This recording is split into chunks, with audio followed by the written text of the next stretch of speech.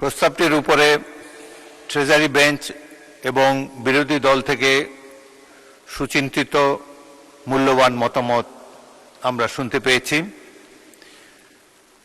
সহজেই অনুমিত হচ্ছে যে মাননীয় প্রধানমন্ত্রীর সাম্প্রতিককালের মালয়েশিয়া এবং চীন সফরটি পররাষ্ট্র নীতিতে এক নতুন দিগন্তের সূচনা করেছে।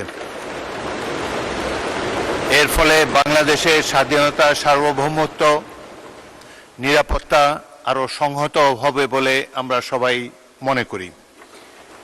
বিশেষ করে অর্থনৈতিক ক্ষেত্রে বাংলাদেশের উন্নয়নের সপক্ষে অত্যন্ত বলিষ্ঠ পদক্ষেপ ছিল এই সফর।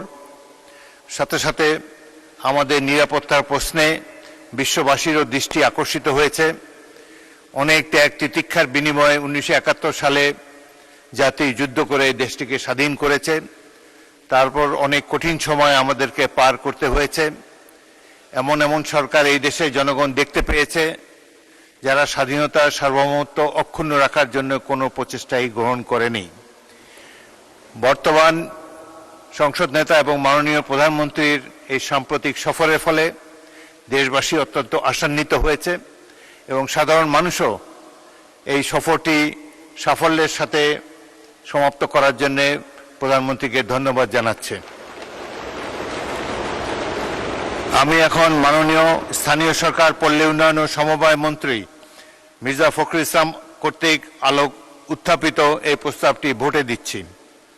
সংসদের সামনে প্রশ্ন হচ্ছে, সংসদের অভিমত এই যে মাননীয় প্রধানমন্ত্রী জনাব তারেক রহমানের 21 থেকে 26 জুন 2026 তারিখ পর্যন্ত মালয়েশিয়া এবং চীন সফরে অভূতপূর্ব সাফল্যের জন্য এই মহান সংসদ মাননীয় প্রধানমন্ত্রী ও সংসদ নেতা জনাব তারেক রহমানকে ধন্যবাদ জানাচ্ছে।